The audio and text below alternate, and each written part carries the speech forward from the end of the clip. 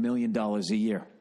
He expanded to cocaine, and at the tender age of 17, he moved to Chicago, where the business and profits exploded. He was now a big fish in a bigger pond, Lake Michigan to be exact. He was his own in-crowd, fast cars, faster women, and souped-up living. All the hot spots, all the big nightclubs, all the owners I was in tight with. I would come in there and have carte blanche in every place that I went to. Were you feeling invincible? Yeah, there was a certain point where I would say there was an invincible feeling. And it almost seemed like this American Greed type story as opposed to this serial killer thing. And they keep going back to this serial killer fucking piece of shit who's killing these girls, these teenage girls. So long story short, he's laying in bed one night and he's just thinking, I got to get out of this life. I'm so sick of looking over my shoulder. I can't do this anymore. How am I going to get out of this? But he's addicted to the money. He's addicted to the life and all of that type of stuff. And he hears this rattling on the door. And I'm thinking, oh, fuck, it's the serial killer. And he obviously fought the guy and won. What the fuck happens, right? All of a sudden, the door fucking... Boom! The whole door just blew off the hinges and came flying into the house. And all of these DEA, FBI, and locals all came in single file line with their automatic weapons. Was that alcohol, tobacco, firearm? I don't know what the fuck it is. So anyways, they fucking come, FDA, Food Drug Administration, the Chicago Transit Authority, I don't know what the fuck it is. Whatever the fuck that thing is, they come fucking blasting through the door, run up, a bunch of guys with the fucking miner helmets on, with the fucking Uzis from a Steven Seagal movie. Go, get on the ground, if you fucking look at me, I'll blow your fucking head off. And the whole thing was over. And he disgraced his family name. Did your pop know what you were doing? Did he suspect? He didn't suspect it until much, much later. Jimmy grew up in the shadow of his father, Big Jim, a giant of a man who was a cop, fireman, and hero to his son. He was my best friend. Yeah, he was my backbone in pretty much everything I did. And they never said it, but I imagine they probably took his fucking pictures down off of the high school and all of that type of shit. Did some OJ shit, right? Take all his trophies and all that fucking shit. So it's over, right? So then he's sitting in jail, and they try to get him to flip. And this is just some fucking kid from the suburbs, right? So I'm thinking, well, he's out. He must have ratted somebody out. So he doesn't rat anybody out.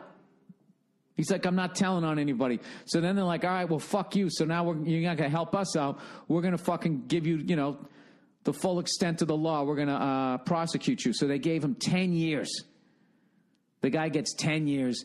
And in court, Beaumont showed Keene no mercy. He was coming at you on all fours, though, wasn't he? Oh, God. He was a bulldog. Jimmy was convicted and slapped with a 10-year sentence.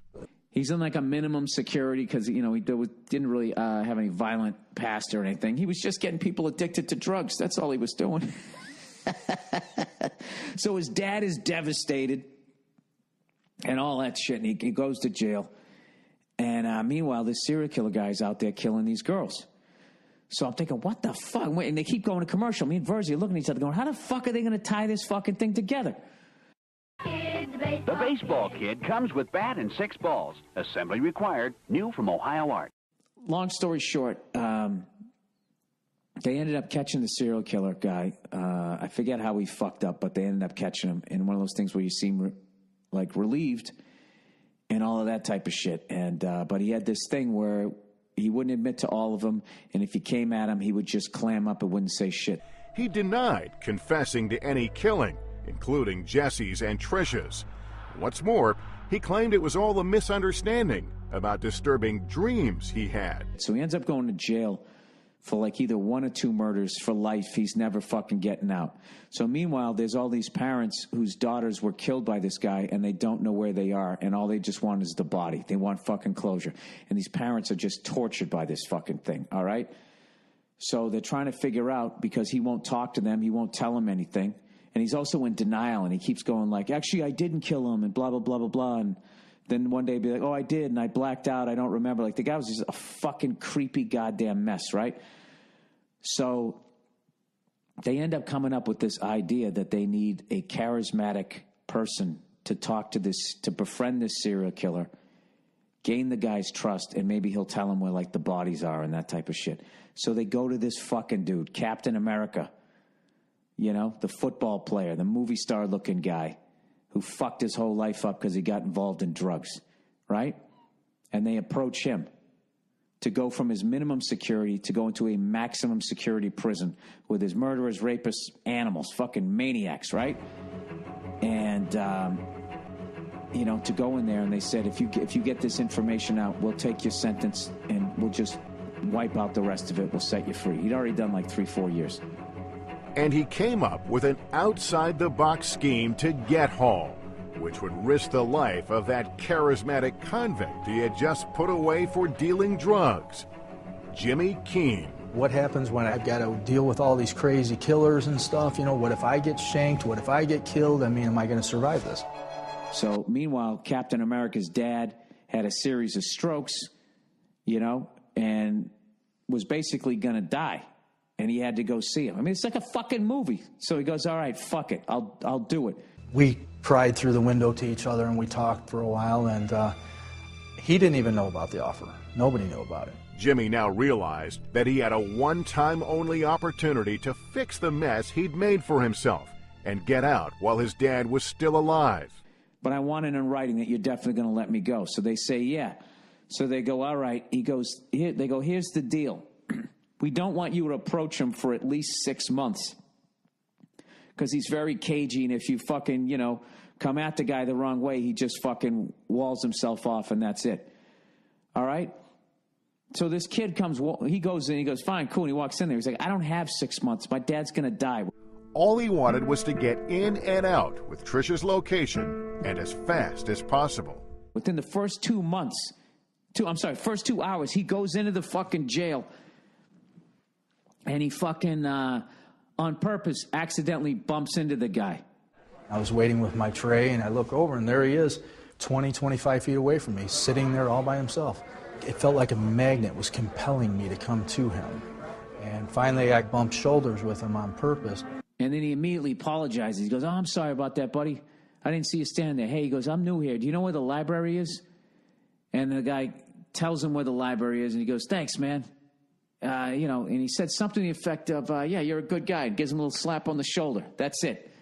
And goes to the fucking library. And they set it up where his cell was right across the hall from the other guy. And he says to him, he goes, hey, man, he runs into him again. Hey, where you staying? Blah, blah. He goes, oh, that's crazy, man. You want him right across. And he says, oh, it's good to be with a good guy like you, blah, blah, blah. Right across from each other. And he goes, so then fucking the serial killer guy, one day he goes, hey, you want to get lunch with me and my friends? And at this point, me and Verzi were fucking laughing our balls off, going like, this kind of social shit happens in prison? Like, hey, some friends of mine, gonna have some other murderers and serial killers. We're gonna get some, maybe get some, you know, a frap and a fucking rap or something. You want to come down? Just kind of hang out. I'll meet you down in the commissary, right? You always think it's all just getting shanked and trying not to get raped, right? So he goes, yeah, cool. So long story, he gains this guy's fucking confidence. And one time he actually goes in and he sees the guy. He's got a map with all these red dots on it and all that shit. And as I came up from behind him, he had all these little different statues lined up, 10, 15 of them maybe. And I couldn't tell what they were at first. And as I got closer, I noticed he had a big map laid out. And he dove on that map and folded that thing up really fast and slid it off to the side of the table. And I go, what are these things anyway? He says, there are these little falcons. He's trying to get to it, blah, blah, blah. So the guy starts opening up, and he finally ends up telling him this fucking stories of all the women that he killed and all of that shit. And sort of kind of mentioned, he gave him like sort of enough information about where the bodies were. And the Captain America guy kind of fucked up because once he got the information, he thought he had enough information to find all the bodies and get himself out of prison, and he just couldn't. Oh, wait, I forgot the best part. I'm sorry. This is going to be like a Tarantino movie. Now we're going to jump backwards. Another way he gained the guy's confidence was one day they were sitting in the TV room watching TV. He's sitting next to this guy, and this big fucking giant dude just gets up and turns the channel without talking to anybody. And as he turns the channel, the serial killer, who was like a meek little guy, and he just kind of went, he just sort of said out loud to nobody, he was like, hey, I was watching that. That's not right. I was watching that. Like, powerlessly. Really fucking weird psycho thing. And the fucking Captain America dude walked up to the big dude and knocked him out. Just beat the guy's ass, hit him with an uppercut, fucking forearm shiver, and just sent this guy flying through some chairs. And then they stuck him in the hole. That's what happened. And then when he fucking comes out, tell me this doesn't sound like a fuck. I almost don't even believe it. So that's when he gained the guy's confidence. That's when the dude told him. And the second he tells him, this dude, Captain America, couldn't hold it in anymore. And he goes, dude, you know what? You're a sick fucking piece of shit, blah, blah, blah, and flipped out on him. Then you got a little full of yourself, didn't you? I did. That I thought it was good for me to unload on him and tell him what I really thought of him and who he really was. I said, you know, I'm going to be going home tomorrow, Larry. And I said, you're a crazy killer. And I started calling him everything you can think of. And then the serial killer just backed up and he goes, who sent you? And he goes, so-and-so sent you, right? And he named the prosecutor. And then he just fucking disappeared. And the map disappeared too. So then it's like they didn't get the map. So there was a thing, we don't know where the fucking bodies still are, blah, blah, blah, blah, blah. But you got him to admit to these fucking murders. So we know that the women are at least dead, blah, blah. Basically, in the end, he did enough where he got out. And the whole time we were watching this fucking thing, we were just going like, this is a fucking movie. Now, I guarantee you, when they do the fucking movie, they don't even need to add any mustard to it. But I guarantee you, in the movie, he won't flip out in the end. You know, or if he flips out, but then he somehow, and then that'll be the last little like hiccup, like, oh no, they didn't find the map. In the movie, he'll find the map, and then the parents will actually get closure. But in real life, you know, it's not a fucking movie and it sucks. But isn't that unbelievable? That's like it's so fucking nuts. Like at one point they were visiting his old house and he goes, yeah, I used to live here. There were a lot of hot clubs here in the 90s. This was a place you were doing business as well. Lived, worked, and played right here, yes. And it was a good time. An incredible story, whatever. I know half of them fucking glorifying a goddamn drug dealer, right? Isn't that what I'm doing? And in the end, I know you guys wanted a happy ending. There wasn't a happy ending because he kind of screwed it up in the end. But they still let him go, though, which is sort of odd, right?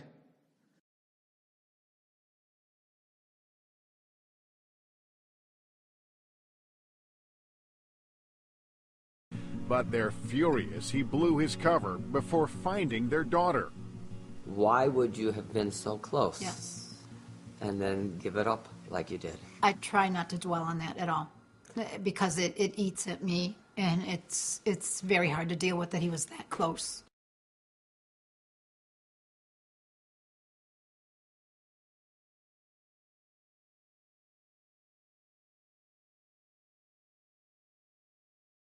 Everybody's looking for some sentimental sex, right? Or some what-if encounters. Sorry, I don't mean to go all Harvey Weinstein here. All of that was consensual, all right? Jesus Christ, there's just one accusation after another. Finally, all these famous people are starting to go like, yeah, I have no idea who that is. Or, yeah, I don't know. I don't remember that. You know, which